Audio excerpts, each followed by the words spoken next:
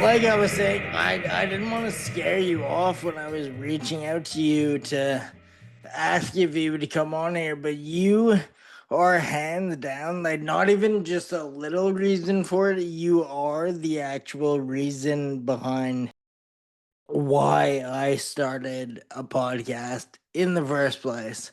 Really?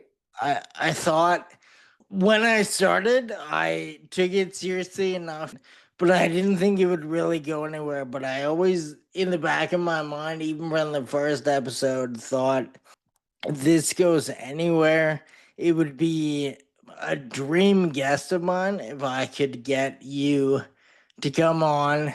Oh, And I've had it in the back of my head forever. And when I finally reached out to you, I just felt I don't know why, but today is the day. Like I'm gonna either it won't happen or it will. I don't know if anything I do between now and later will affect it. So I'm just gonna shoot my shot now. But I don't remember how, but I found History of the 90s. It was the first podcast that I subscribed to, and I really the way reason I hate to say this is because I would hate for someone to treat my podcast like this, even though I guarantee they do. I see the numbers, I'm positive they do. But I'll have a favorite pod. I'll listen to every episode for a while, but one day something happens, like I don't know, they change or I change or whatever, I unsubscribe. I don't really revisit it. Like I'm pretty loose with the subscribe unsubscribe. Again, I hate to think people are with me, but I know they are. I have never thought even once about not listening. I listened to every episode. I backtracked when I found it, and I'm still up to date every week. So I love. I feel like every episode is kind of catered to me in a way because I grew up in Kitchener, Ontario, hmm. and a lot of the topics and like the episodes you do, I feel like maybe I might not be the exact right age range for it, but if I don't remember it personally, I remember hearing like family members talk about it. So every episode is like, no matter what the subject matter is, kind of a feel good listen.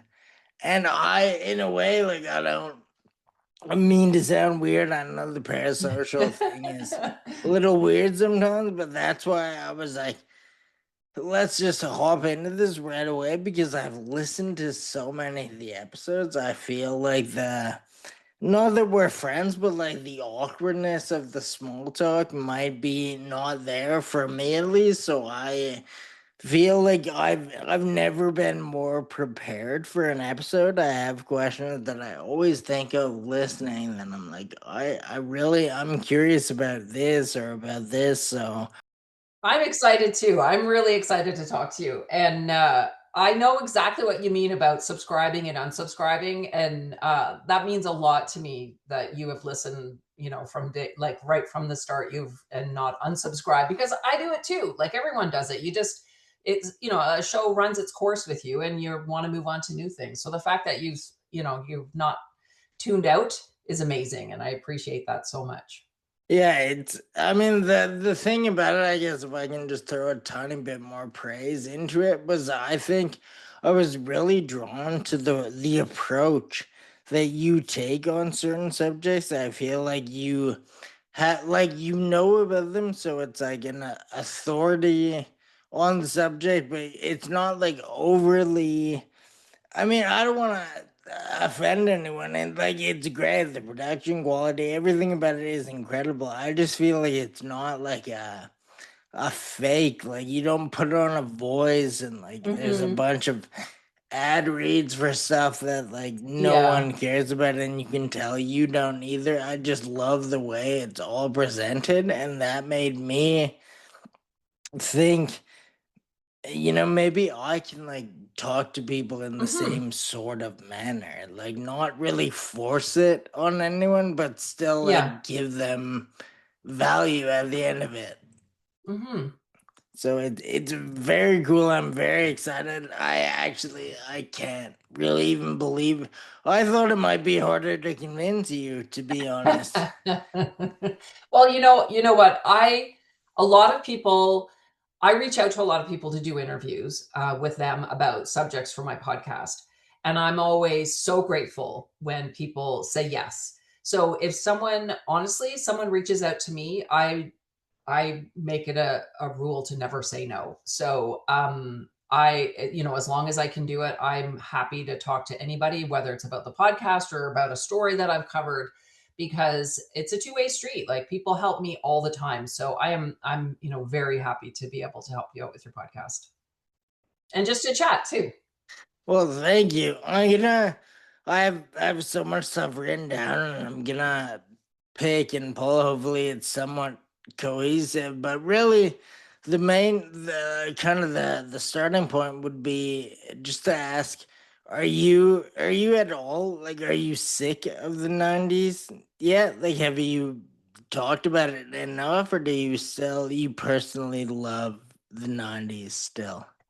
You know, I always think of my podcast as a history podcast as opposed to just like a 90s podcast because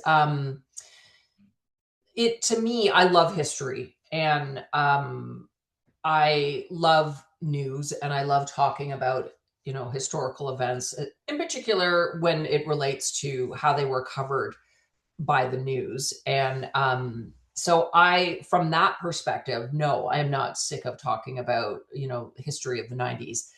Um, Occasionally I think back up to stories that maybe that happened in the 80s or early 2000s, and I think, oh, maybe I should expand my focus a little bit. But right now, 90s, there's still I people email me and message me with topics they want covered, and I keep a spreadsheet of those, and I think there's probably 170 suggestions on there right now, and then I have my own list of probably another 100 ideas, so I have no shortage of ideas. So I think I will burn out before the list runs out. But right now, I still feel like I'm going strong. That's incredible. A few of the other things I've jotted down here, you kind of alluded to the answer already, but first I was thinking like, what is it about that decade that made you want to cover it? But then reading a bit more about you, I found out that you were a reporter for AM 640 and Q 107. Yep. Yeah, so I was a radio reporter in the 90s. I for the that entire decade I worked in radio and I was at Toronto mostly. And so I was really in the heart of it then. And I after I left radio, I went into communications for about 10 years, and as time went on, I started thinking back of so many big stories that happened, and they were all around 1995. And so I started thinking years later, like, oh, I'd love to write a book about 1995. But then podcasts became popular, and I was like, oh, I could do a podcast just about the year 1995 because so many things happened that year. And then eventually I just expanded it out to the 90s because that was for me my formative years as a young working person. I know a lot of people who listen probably were in their teens in the 90s. I was in my 20s in the 90s. So it's a little bit of a different perspective. But either way, it was still like a very formative decade. So it's something that was important to me because it's when I sort of made my career and made my way as a reporter. So a lot of the stories that I cover on the podcast were stories that I either touched on as a reporter or I was in a newsroom where, we were surrounded by the details of those stories every single day. And you're really immersed in the world of news when I was young and not married yet and no kids yet. So I was just like totally, doing into my job and being involved in news stories. So it was just like my whole life then. So I was curious, were a lot of them, or some of them at least, are they stories that your station covered back then, but now you kind of feel deserved a little more like deep diving, or like how do you, because I'm sure some of them are really like things that you covered back then that Yeah. now you've revisited. Yeah, for sure. There early on in the podcast, I covered off some more Toronto-based stories and things that I covered as a reporter myself.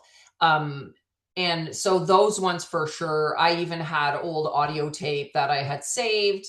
And I was able to, just kind of go back and revisit them. But then the more like sort of like international stories or things that happened outside of Toronto and Ontario, they would have been stories that we covered. But yeah, I wanted to really look back at in more detail, but also to see how it's really important to me to see how it impacts today and what's happening today. Like right now, I'm working on a story that involves Elián González from Cuba, who was found on an inner tube in the near Florida after him and his mother and some other people tried to leave Cuba and come to Florida. They all died. He survived, and then there was this big custody battle over his family in Cuba and in Miami, and it ties in so much into a lot of the things that are happening in Cuba right now. So sometimes the stories connect, and I find that really interesting.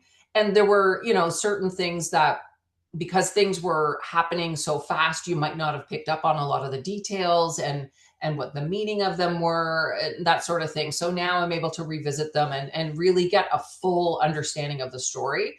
And I often learn things too that I didn't know. So I appreciate that you said that I sound authoritative, but sometimes I actually am learning when I'm researching these stories. I'm like, oh, I didn't realize that was why that happened or whatever, because, or maybe I did and I've forgotten, who knows? But yeah, I'm definitely still learning some new things as I'm doing it. Yeah, my one of my favorite things is when I'm listening to the episodes, it's sometimes a little maybe scary even to hear like how Mm-hmm. relevant something from back Mm-hmm. then is now.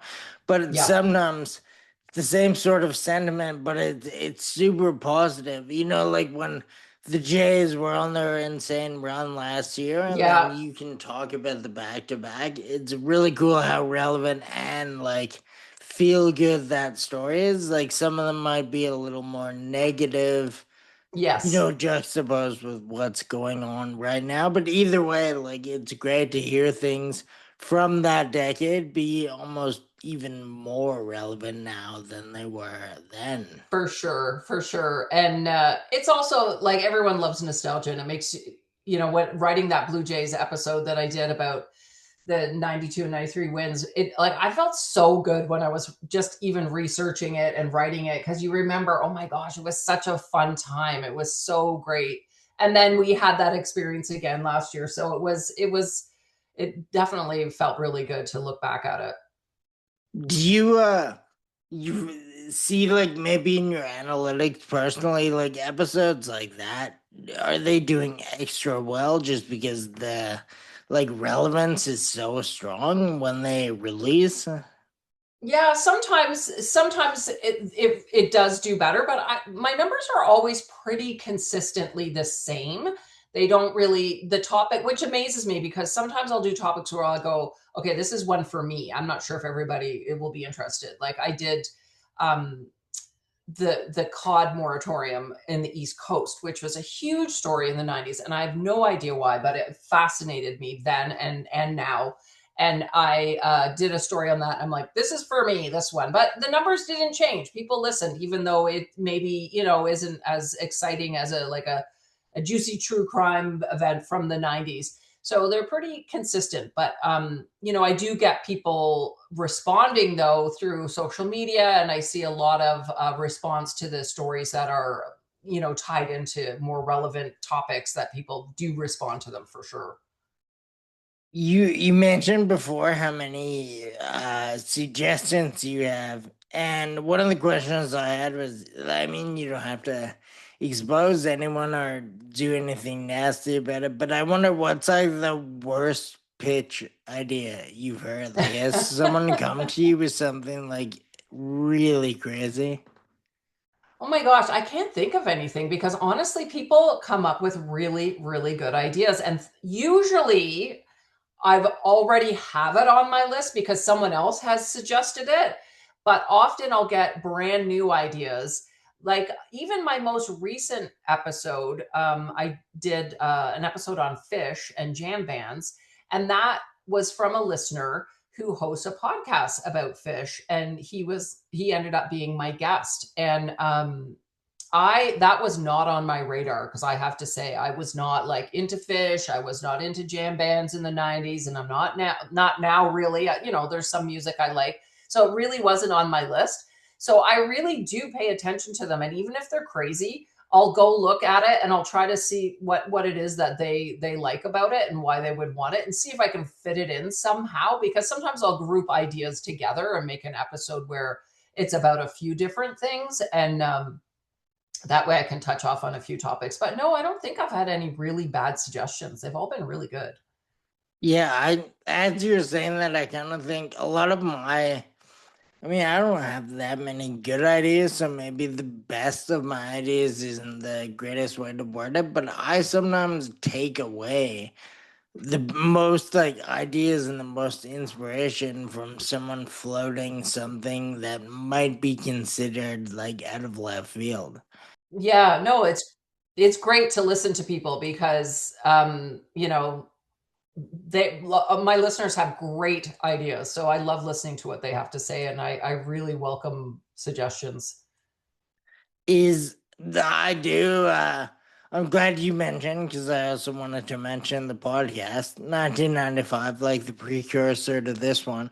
So, like, did you know the most about 1995, or do you think 1995 is the best year of that decade? Well, I would say it was a very eventful year. And for me personally, as a reporter, it was a big year because I covered the trial in Toronto, the Paul Bernado trial, which was at the time, you know, considered the OJ trial of Canada. It was such a high profile event. I covered that. And for me, that was like a turning point in my career. And, you know, it really was, a monumental sort of event in terms of the coverage and just what I was able to do as a reporter. You know, just in took me to a new level.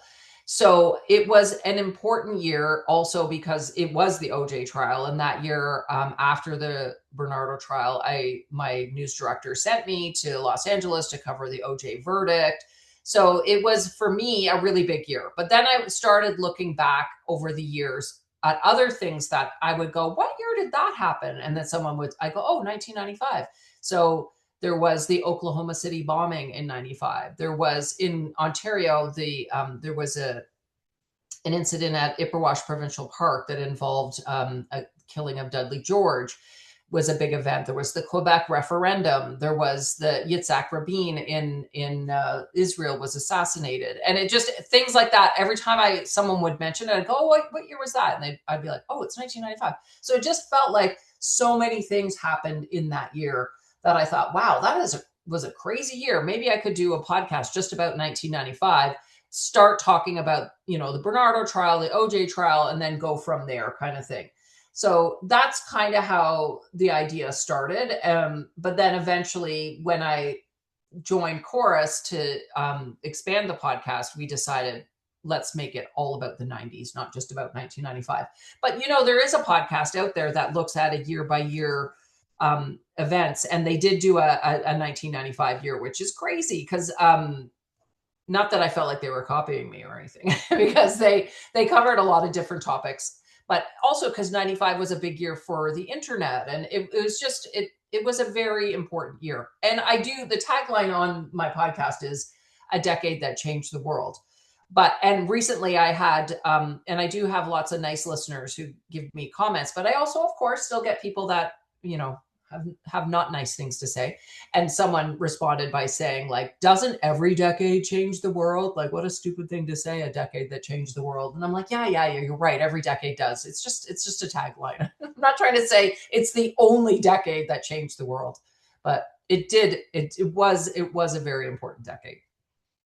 Well, it's funny you said that. I don't want to trivialize all the like serious things you just mentioned happening in 95, but I lately have kind of been, I mean, in leading up to this, but also just in life in general, my girlfriend and I have been talking about 95 might be not the best year ever, like that, not for me to say really, but for the years I've been alive, maybe 95 is up there because of Windows 95.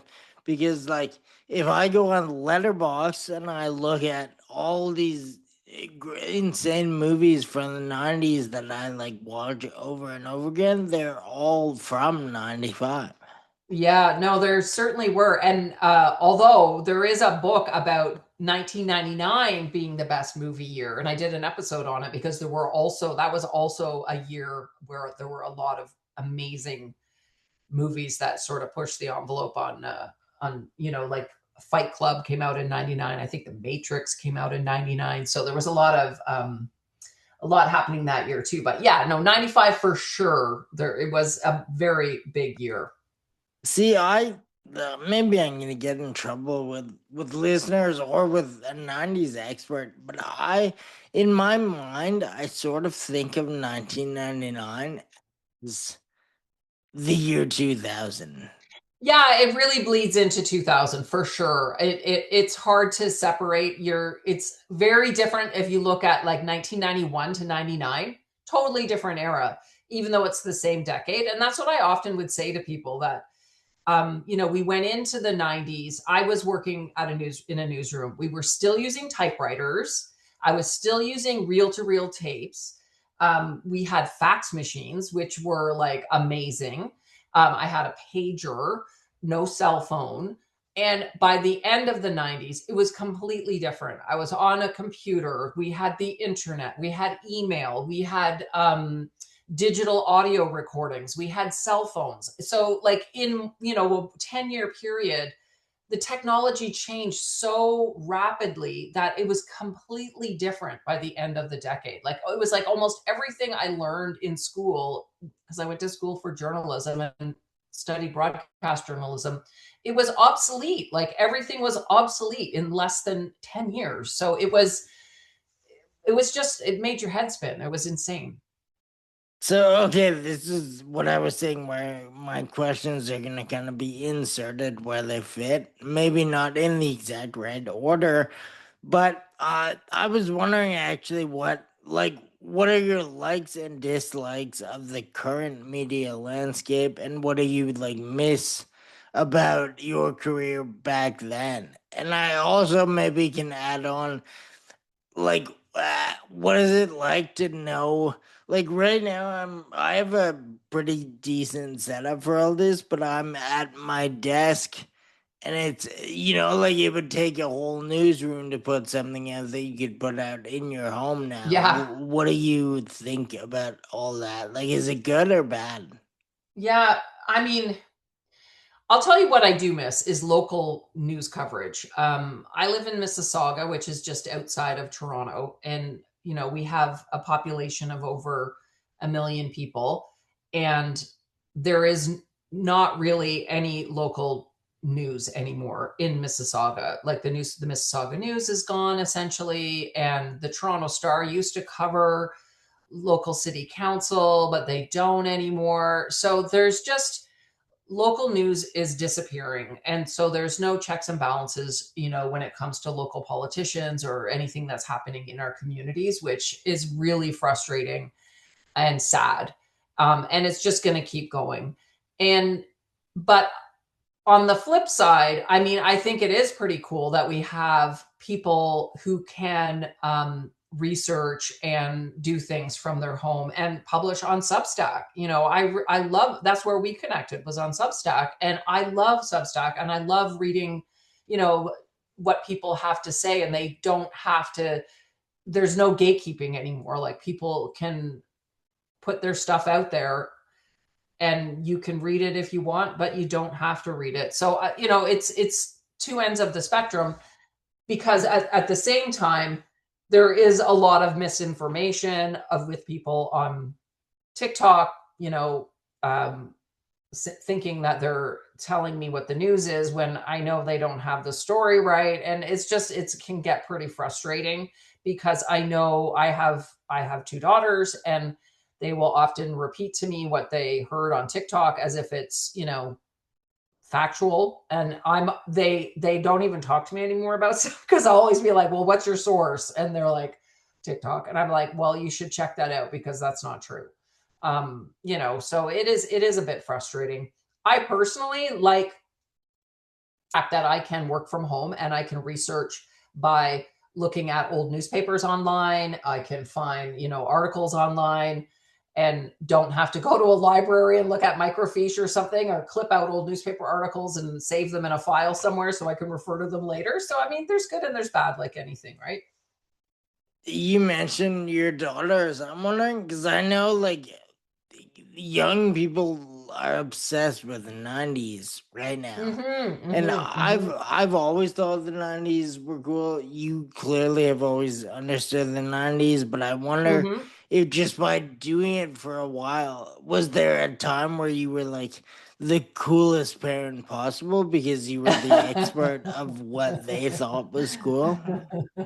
No, never. The only time I think I was cool, one daughter was at school and her friend was listening to a podcast, and she was like, "Oh, what are you listening to?" And she said, "Oh, the history of the 90s." And she's like, "Oh my God, that's my mom." And so I think I was cool for a moment. But beyond that, I honestly don't think that they think that I'm very important. So Think once is good enough. Like from what yeah, I exactly. don't have kids, but I've been one, and I don't think I would. I mean, now I admit my parents are awesome, but when I was younger, I don't know if I would have said they were cool, no matter what Yeah, they were doing. that's true. Good point. Good point. Yeah, they put up with me, so that's good enough for now, right? Do you have like a personal favorite '90s story that you have been able to cover? Oh, okay. That I haven't or Have. have been able to cover. It's funny. I don't know. Like, recently, I did have the most fun when I was reporting on, or when I was writing the episode about the Blue Jays, their back-to-back wins. That was really, I had so much fun writing those, because it brought so much. Like, I just had that feeling of nostalgia the whole time, remembering what a good time that was, and how much fun it was, and just how carefree life seemed at the time, right? But there, for me, I think, I don't know. I love what I do. I love researching. I love writing. Every time I'm writing a story, I get so into it. Some of them are harder than others, and I it takes longer to write, but they're always interesting to me. And I found, sometimes they're intimidating when I'm writing about something that I know has a niche sort of following, like, say, wrestling. I did an episode on wrestling, and I know wrestling. I'm not a super fan. And, I'm always afraid of saying something wrong, or presenting something the wrong way, or leaving something out, and then it offends people who are like super fans. Because I just want people to know, like, I'm not a super fan. I'm My podcast is, I'm trying to like do an overview of things without, and explain things to people without going super super deep, because I don't have the time to do that. So sometimes I think people get frustrated because they listen and they go, well, you forgot about this and you forgot about that. So that part I find intimidating.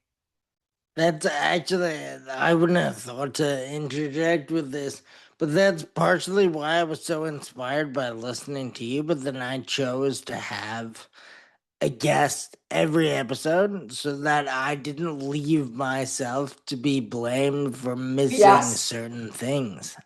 Yeah, no, it's true. It's a lot of pressure, and sometimes I have to remind myself that, you're doing your best, and if you forget something, it's okay. But I really, because we also have a quick turnaround. Like, I'm on the air every other week.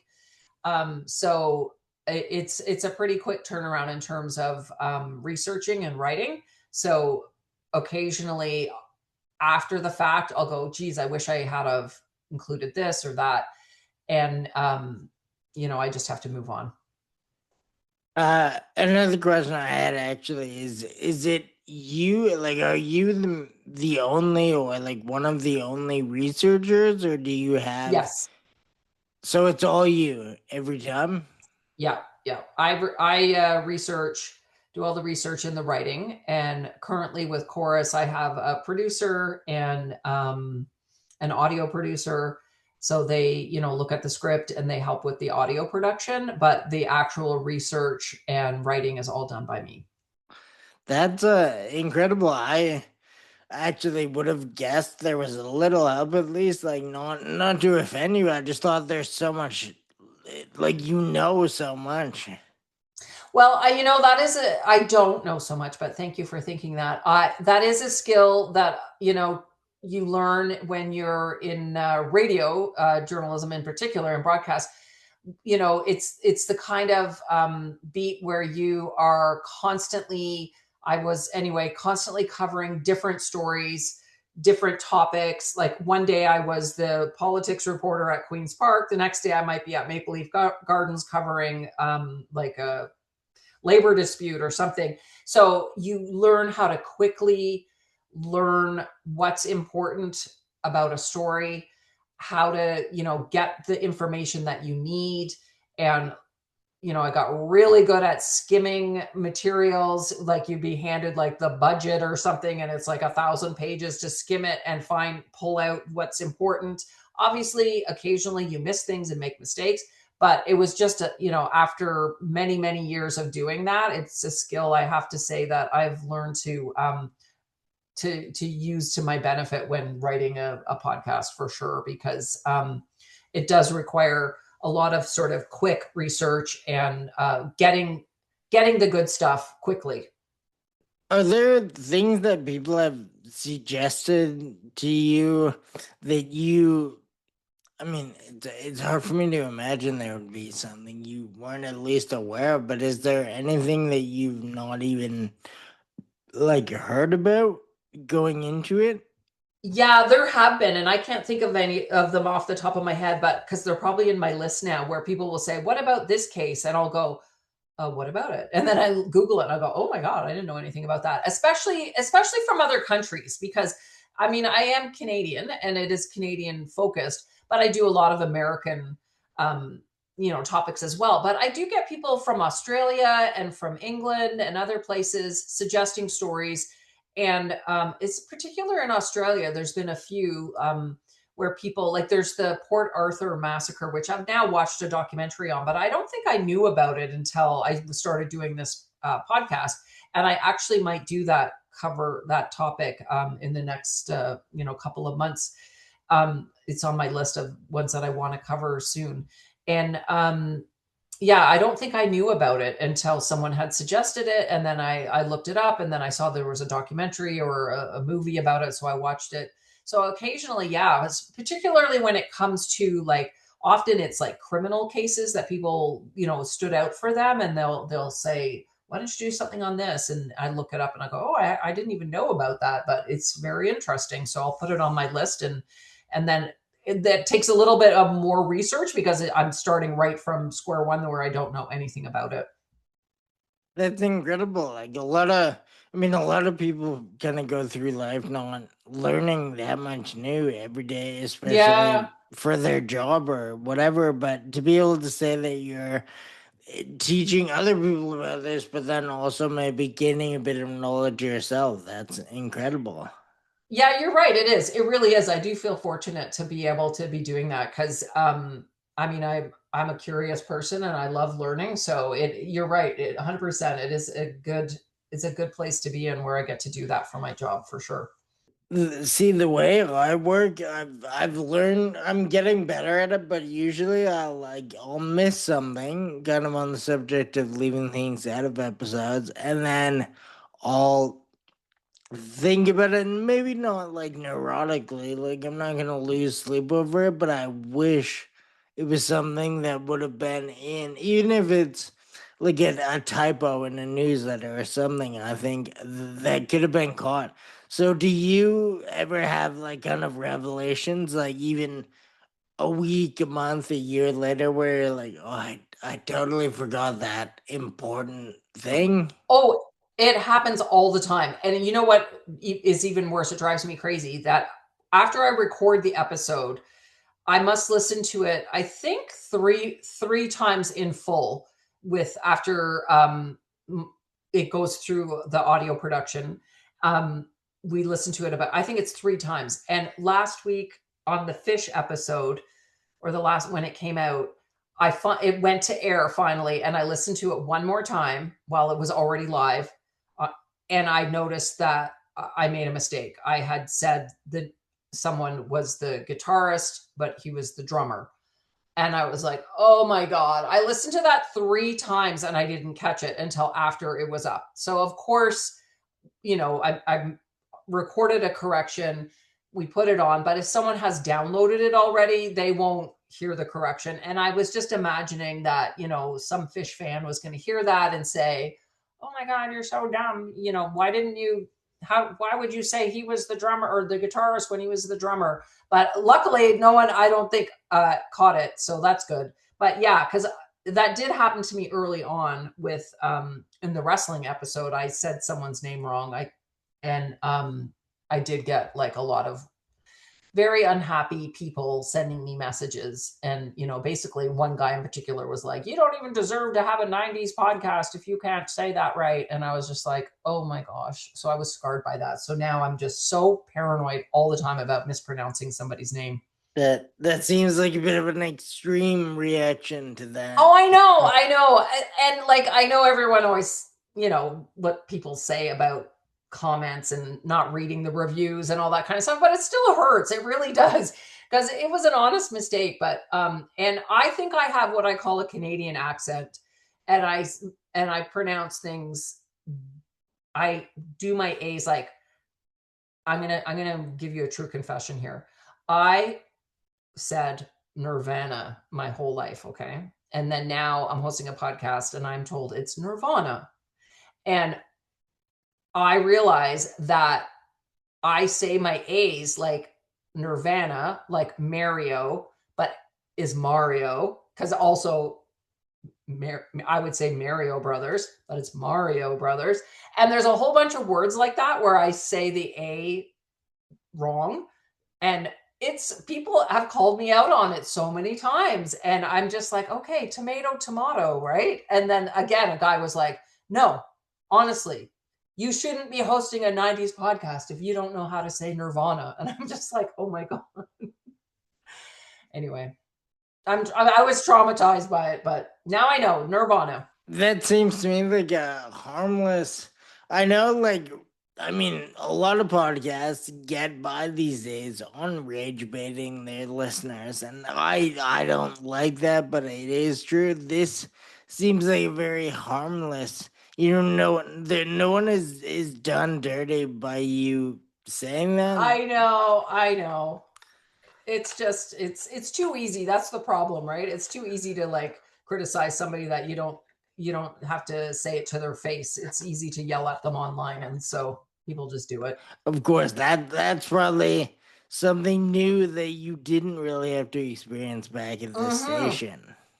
That's true. If people wanted to complain about you, they would literally write a letter and mail it to the station. And they did, they occasionally, or they would call.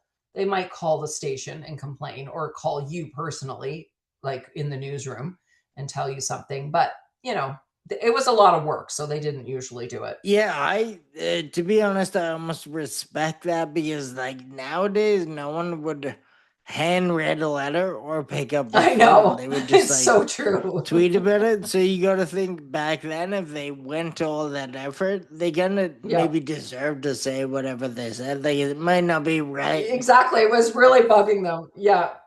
But and also when I say that about people complaining, I get also like people reaching out to tell me, like you, that you like the show, and have nice things to say. So it goes both ways. So if I would probably say now I get more people writing to say they like something than to tell me that they don't like something. Initially, it was like in the beginning, I think, the people were listening that maybe it wasn't for them, which is fine. Not every podcast is for everyone. So I would hear more, but now mostly I find the listeners who are listening, they want to be there. They want to be listening. They like it, and they have good things to say, and I love that. And my husband always says to me, like, no one tells me I'm doing a good job, because I'll read him an email that I got and he'll be like, you're so lucky. No one sends an email to tell me what a great job I'm doing. And I'm like, well, you have to host a podcast, I guess. He probably also doesn't get any feedback about not doing well either. That's true too. That's true too. Exactly. I guess it cuts both ways, right? So I'll take the good ones though. I like those. Yeah, for sure. I would say Nirvana. I'm not rubbing it in at all. No. I know it's the way to do it for sure. How Nirvana says it. So like that's the way it is, and it's just how I always said it. I don't know. I have no idea why. And I realize I always said Mario instead of Mario. And like there was even an episode where somebody's name was Yolanda and I called her Yolanda, and someone pointed it out. So I think I just have a weird accent or something. I don't know what it is. My Canadian accent. Thinking about it now, I probably have a ton of friends that would pronounce A's like that. Yeah. I've never really thought about that, like distinguishing them. Yep. I don't know. There's probably some professor out there that can explain it to me. So who knows? But I mean, it is also like you were saying. It's kind of interesting to listen to a podcast just to critique it. I know. And again, not that rage bait or do anything for clicks, but if they listen past a certain point, that's going positive to your analytics. Yeah, So it's kind of a true. win-win. Yeah, exactly. Very true. I'm wondering if you are comfortable exposing this because you won't ever do an episode on it. Is there anything that you would like to see an episode on, but you won't? No, I don't think so. There hasn't been anything really that's come up that I haven't. Yeah, no, I don't think so. Because I do cover true crime. I'm not against doing true crime stuff. And, I just try to approach it sort of respectfully and without being too salacious. And then, I honestly don't think there's a 90s story that I've come across that I've said, no, I don't want to cover that.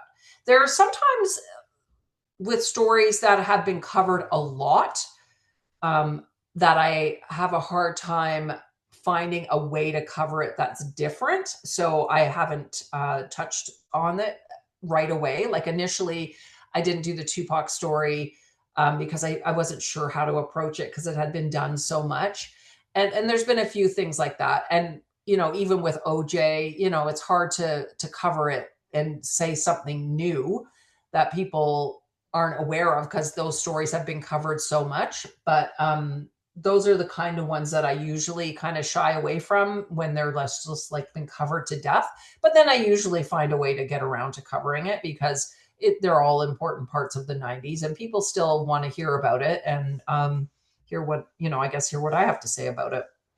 That's extremely commendable because I feel a lot of people nowadays, they would almost lean into things that have been overcovered. Like Yeah. I see, people, even like civilians or celebrities do a press run and they just give the same interview like 8 times in a Mm-hmm. month. Mm-hmm. And then people are like, "Oh, you should ask so and so." They just did all these podcasts, and then I always think like, yeah, they said all they can say. They've been asked everything, and then I can't come up with a new approach, so it kind of makes me not even want to try. But a lot of people, I think, wouldn't even really be aware of that type of thing.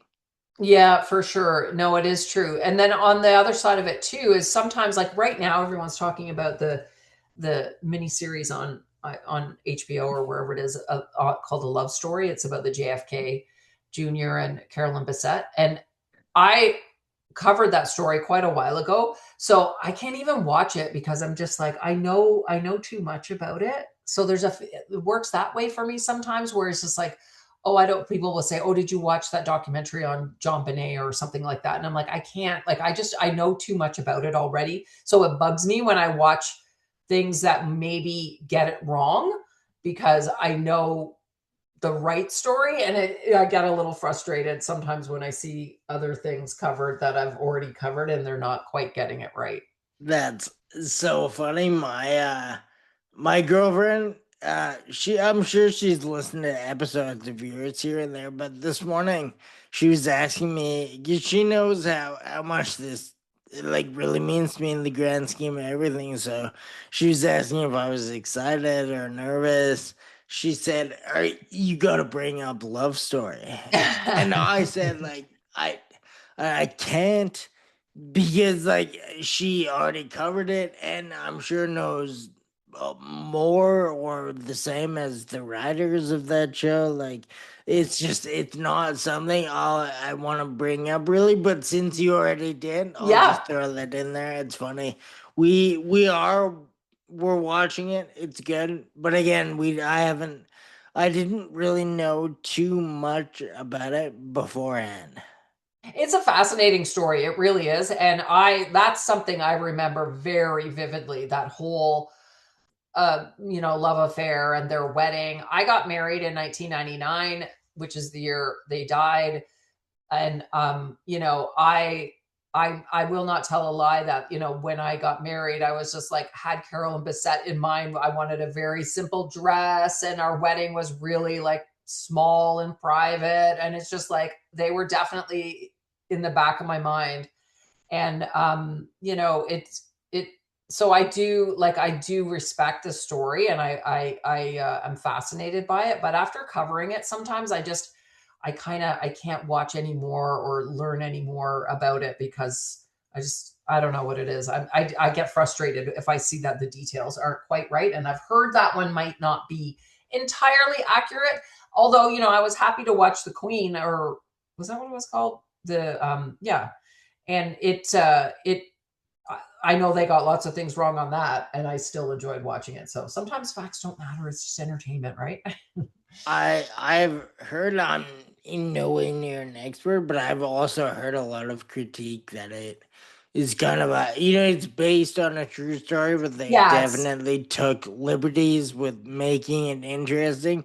But then I say exactly what you said. It's a TV show. It's not a documentary. It's not a documentary, exactly. It's meant to be entertainment at this point. Now, I guess, see, this is out of order because I could have asked it before when you sort of touched on this, or when I asked if you seemed cool to your daughters knowing about the 90s. What do you think about, like, these are things like the JFK Jr. is one specifically that you've known about and covered and researched and lived through it, and now you're just seeing all these new like Gen Z kids on TikTok get infatuated with it, but it's like this was already part of real life 30 years ago. Like, Yeah. do you like that, or does it make you like not like the current state of everything? Well, it's funny because I think it's just part of the normal process, because I was doing that recently over something. So I guess every generation is fascinated with a generation before them, and the music. And I always try to say, like, for when I was in high school in the 80s, like we were really into um, Led Zeppelin and Rolling Stones and like the classic rock bands of the 60s and 70s. So you think of the kids today being into the 90s, like that totally makes sense, right? And so I don't really like judge them for it. I think it's cool, but it does make me feel old sometimes. I have to admit that. And sometimes too, that, it helps me take a fresh look at it. Like how I love the way how young people look at Princess Diana and how much they respect her fashion choices. And you see that, often coming up on social media. And now with Carolyn Bessette too, because her fashion choices are now something that a lot of young girls are trying to aspire to. So it's pretty cool to see. I don't begrudge them for it. I think it's pretty cool actually. That's a noble way to look at it, I think, because I wonder if all this overexposure to something that you love so much, if that like dilutes it at all. Because I'm an '80s baby. I guess I was born in '84, so the '90s are important to me. But I would say more Y2K was when I was Hmm. like my most formative years, and I still love all the Y2K stuff. But before it became sort of trendy online, I was still into it all. But now, like, even actually the word Y2K, to me it used to mean the night like of Yeah. Y2K, when the year changed, everyone thought the computers were gonna like malfunction. That was Y2K to me. And now Hmm. every thrift store has like a Y2K rack, and it just sort of makes me wonder, like, was it that cool? Like, there's so much of it.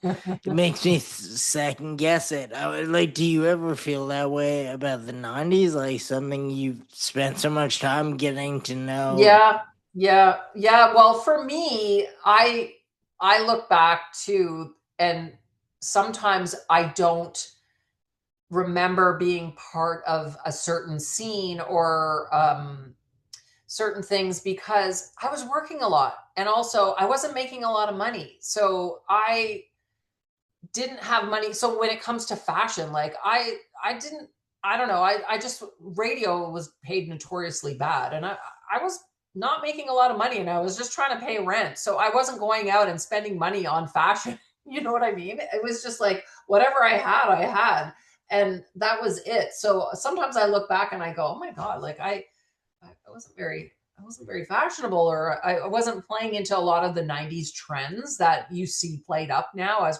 being part of the 90s. So I don't know. It's kind of hard to look back on that time sometimes and go, it was super cool because I think I was just working a ton, and that was mostly my focus. It's funny to even think about. Like, in 2003, I was just finishing high school.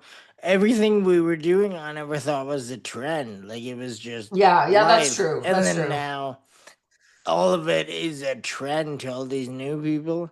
It's so funny to think like that was just what we wore in high school. We weren't like looking for like a throwback outfit, but now seeing everyone like covet all these items that we just had like in our day to day, it's funny to look back at that. That would be my advice to anyone is, I don't know if like, I didn't save a ton of stuff from the 90s. Like I have a couple of things, but like clothing wise, like I wish I saved everything. Like why didn't I save everything? But I know why. I mean, who has room to save everything, right? But I have a few things, but and my kids took them immediately, so I don't have them anymore. But it would be awesome to have some of the things. And also, the thing I hate about the 90s, there are no pictures. Like, I have no pictures of anything cool that I had either, right? It's just like, even my car, the car I drove, I love my little car, and I have no pictures of it because no one was taking pictures because we had to pay money to get the pictures developed, right? So you just didn't take any pictures. So that's the sad part, is that you have no documentation of how cool you were, even if you were cool. What kind of a car was it? Oh, well, so the car I'm referring to, it wasn't actually that cool, but it was a Sprint, which I don't even think they make them anymore. Um, it was a three-cylinder, two-seater car, and it was a convertible. And I bought it. It was the second car that I bought out of school. Um, and my dad, I remember my dad saying, like, don't buy this. This is not a good car. But I was like, it's so cute. I want it. It was like a little convertible, like I said, three-cylinder, and it didn't last very long. And it was so cute. It was called a Sprint. And I thought I was, just so cool to have it. But then it died. And then I got a station. Then I graduated to getting like a news cruiser. So that was even better. And they're like, are you being facetious, or is there actually not one photo of it in existence? I do not have a single photo of it. And a few years ago, I was doing something on social media about, first cars and old cars and stuff. And I had to put up a picture of another Sprint that I found online because I have not one single picture of it anywhere. And it breaks my heart because it was so cute. But at least some of my friends remember it. So it does exist. That's really funny. I was talking to some, actually, I think I was talking to my mom about this the other day, saying that I I mean, maybe not miss personally. I like the idea of like when there were photos from that time, they meant more. Like there, it was like people had photo albums they like took. I mean, back then there was no digital, so there wasn't the whole like film or digital argument. It was just that was a photo. It meant more than just flipping through a phone. But then my mom brought up the fact that exactly photos were harder to take. They were expensive, like not as expensive as now, but it still was an extra fee. So they were, even though they might seem less significant, there were less of them because it was harder to like accumulate them. So maybe like it kind of a catch 22. Like, do you want six photos in an album, or do you want like 10 hard drives of iPhone photos? Yeah, exactly. I know. I know. It's so hard. It really is. And I guess there's something good about both of them, but it's hard to find the balance for sure. I know you towards the beginning you talked about your episodes kind of maintaining the listenership each one, but I wonder, like, do you have any episodes that did either better or worse than expected? Like, did have you put out anything that you thought no one was gonna care about, and then a lot of people did, or I guess vice versa, like you thought people were gonna love this one and it didn't do as well? I honestly, it like I said, I feel like the listenership I have is pretty solid in terms of they tune in for whatever the topic is, which I feel really fortunate because the topics are so varied. But I do find that people like the true crime stuff and they really, pay attention to that when I do visit an old case because I look at different interesting ones from all over the world. But so I think true crime always does well. But also, people seem to like when I do like episodes where I do like a once a year, I'll do the best of 1990s. Like I started first year with best of 1990, best of 1991. And then it's like I run down the top 10 stories or the top 10 most interesting things that happened that year. And people seem to really respond well to those as well because they're kind of fun. It's just like a capsule of the top stories from that year, plus looking at maybe what the top songs were, the top movies, the top TV shows. And those people seem to really respond to those. So I try to do those. I do them once a year, and then I might do something like the top songs from 1992 or something like that where it's just a kind of a rundown and it's more fun than serious, so I think people respond to those too. Yeah, it kind of like I know like lists and listicles do really well. Yeah. It's Yeah, they really do. not to be pejorative at all, but it's kind of like you're summing. It's like a best of. It's kind of like a Yeah. mixtape or something. People always like the more Yep. expedited knowledge, I guess. Yep. Yeah, and it's funny. Someone reached out on Instagram, or she shared her Instagram post where she was saying that she wishes my episodes were longer. Like she'll listen to it, it's 30 minutes, and then she has to wait 2 weeks for another episode. And I'm like, oh my God, I know, because I see other podcasts that are history podcasts in particular that are an hour, 2 hours. And I'm like, oh my gosh, where do these people, like, I honestly, like, I don't have it in me to go any longer than that. Sometimes I think, oh, I've been writing, this is going to be so long, this episode. And they're always like 30 minutes. I can't seem to get more out there on a topic, but I strive to make them longer. My guess is these long ones have more help. Probably, yeah. And I don't listen to all of the really long ones, but also they're a little more chatty. Like you're just talking about something, and it's easier to go a little longer than when, like, I'm writing an actual script that I'm reading and adding clips to. So it makes it harder to make it longer. Yeah, I like that you mentioned your listeners kind of show up for like they just trust you. So kind of what you put out they're gonna listen to. And I used to really stress about that. Kind of in the Hmm. beginning of this too, I thought I'll get this person, they'll bring people.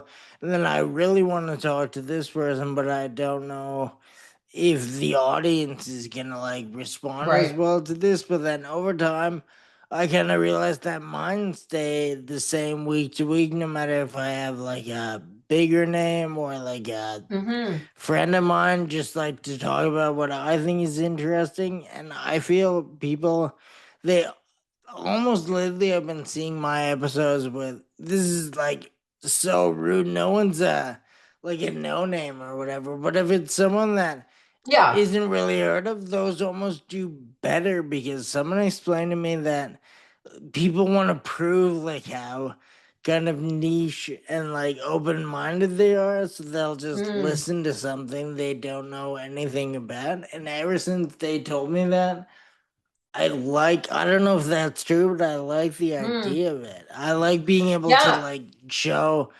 people whatever I am into and what I think is interesting, and then they're like, all right, if this guy we've listened to enough, if he says this is cool, we'll kill an hour listening to it.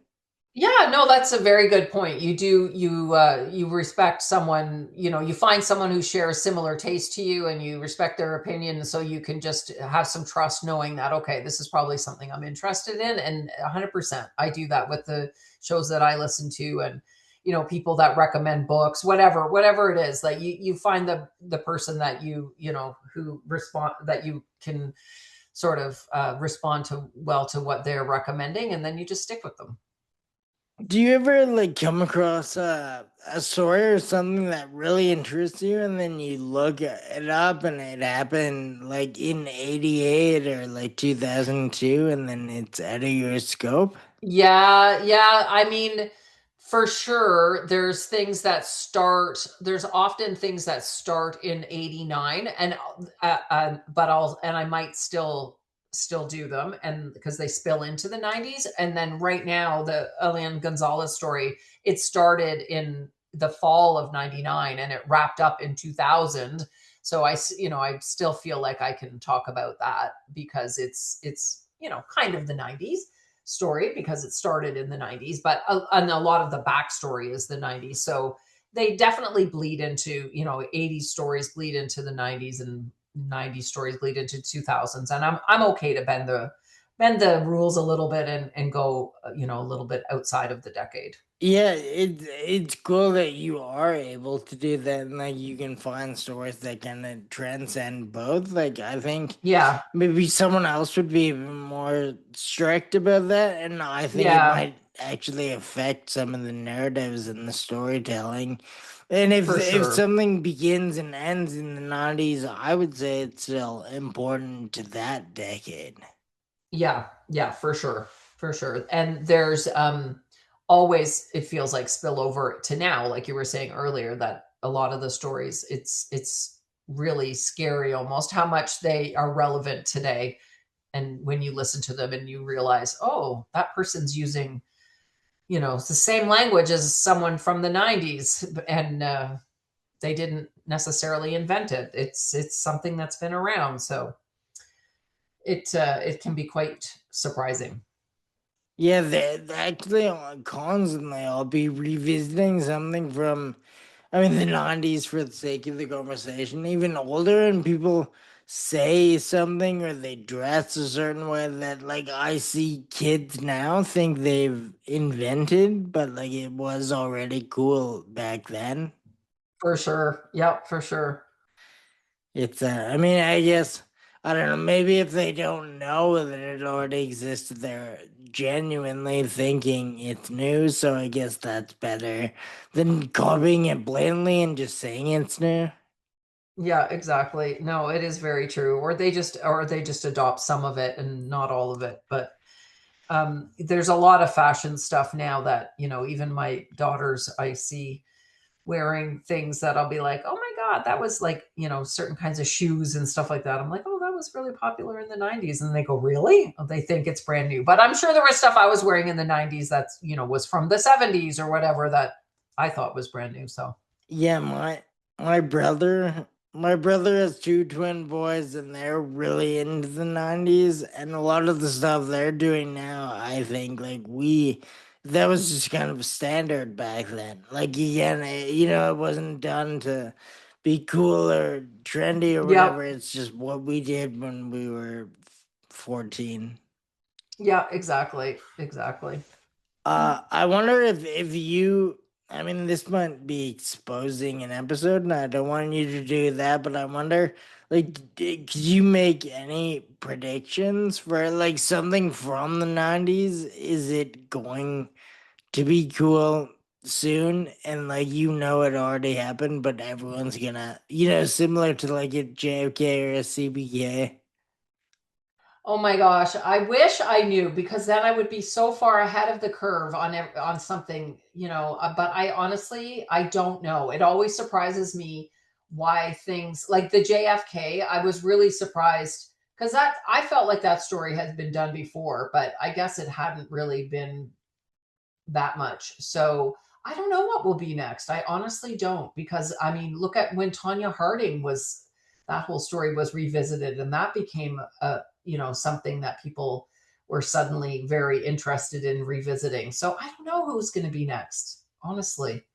I half like half hate watching things now because the way, like, the pace of everything and the sharing and the social media, like how big something from the '90s can get now. And yet when it, like, the Menendez brothers, obviously huge globally when it happened, but nowhere near as big as the show was now. Like, they almost got out. Or I don't know if they almost did. There was talks about it. Yeah, no, I honestly thought they were going to get released. I honestly thought they were, and I was very surprised that they did not. But there is a trial coming up. It was supposed to happen this summer, but I think it's going to be delayed. So the one person who is alive still, who was in the car when Tupac was shot, so the car where the shooter was, Oh, Keefe D. yeah, Keefe D, his trial, is supposed to start in August. But he just fired, or his lawyer just quit. His like third lawyer just quit, and so I think it's going to be delayed now again. But I think when that trial happens, we're going to see a lot of looking back, obviously, at Tupac, because there is also, I think, going to be a lot of Diddy sort of connections in there, and Suge Knight, and I think that's going to be a really big trial when it does happen, whenever it happens. So that will definitely put a lot of focus on the whole case, and just that whole era again. So um, that's something to watch for sure. It was supposed to happen in August, but like I said, I think it's going to get delayed. It'll probably not happen until sometime in the fall. Were you ever tasked with covering any of that? Like you were saying, you're a decision manager. You flew out, Yeah. covered Yes. OJ. I covered OJ, but I'll tell you, I'm thinking quite heavily about maybe going to Vegas to cover the Keefe D trial. So when it does happen, I'm thinking for the podcast that I would like to go there and do daily updates on what's happening in court because I think it's going to be really big. And last year when Diddy was on trial, there was a podcast that I was listening to where they did daily updates on what was happening in the courtroom, and I found it really fascinating. And I thought, you know what, I could do the same thing with the KVD's trial. So we'll just have to keep our eye on it and see what happens. But I think I would, really like to go and be in the courtroom for that one. That would be really cool. I really hope that happens as well. I would love to see your coverage of something like that. Yeah, it would be pretty cool. I think actually your kids might have to admit you were cool if you did that. They might actually, but we'll see. They probably won't. They probably won't listen. They'll be like, Tupac, who's that? No, I'm just kidding. That can move the needle. Um, I forgot to say it before, but when you mentioned not retaining many of the things you had from the 90s Hmm. to now, I think like if and when I'm able to have a kid, I would never force anything on them. The only thing would be to not get rid of any of the stuff you have currently, because I also had like so much stuff in the 90s, and I look now, like even cameras I'm trying to buy, Yeah. like so much stuff Oh, I know. I had. I'm like, this camera's $800 on eBay. I had this sitting in the drawer until my mom threw it out. Like I got rid of so much good stuff, and now I think, yeah, if there's one thing that I would impose on a child, it's just you have to. It's a lot of storage, but keep like be a hoarder only for like the paraphernalia from your Yep, teen. for sure. And I guess it was in the 90s when so CDs come around, right? And CDs are getting popular at the beginning of the 90s. And I had like my record collection from the 80s and I was like, I'll never listen to another record again. I'm only going to have CDs. So I like sold all my records. There was a guy at a flea market who would buy all your old records. And I like tried to replace all my favorite things onto CD. And like now it's just, I so regret getting rid of all my vinyl. Oh my God. I've bought some vinyl back of albums that I had. And I try to trick myself into thinking, oh, this is my original vinyl even though I bought it like at a, an antique store or something recently. And of course, I still have the CDs that I never use, but I would love to listen to vinyl. So I regret that deeply. Funny, I was gonna say that guy probably sold them all back to you, and he's probably a millionaire. I know. Oh my gosh. Cause, oh, I have so much regret about that. So if you're listening, kids, don't sell any of anything. Yeah, yeah. Save Please, actually, if it. anyone takes anything away from this, it's Yeah. Don't sell it. that is great episode. I had a lot of fun. Hopefully, you don't regret saying yes to being on here. No, not at all. Not at all. It was so great to chat with you. I really appreciate you reaching out and being interested in the show. It is so great to hear from people who listen and great to talk to you. I mean, the pleasure is all mine. Before I actually kick us both off, do you want to take a moment to let anyone listening know where they can find your show or your newsletter, whatever you want to promote? The mic is yours. Please go. So the show is History of the 90s, and it is available where all podcasts are available, any streaming service that you listen to audio. And then I have an Instagram account. It's at that 90s podcast is my Instagram. And I do have a Substack now, which is History of the 90s. And you can find me there as well. Awesome. I'll promote, or I'll link everything, of course. But it's always nice to hear it like right from the Hmm. person. Definitely. But I mean, beyond that, thank you so much. You really made my weekend life, maybe. Oh, that's so sweet of you. I'm glad that I was able to connect with you. This has been awesome. Thank you very much, and enjoy the rest of the day and the week. Whatever you need to enjoy it. Thank you. You too. All right, bye. Bye now.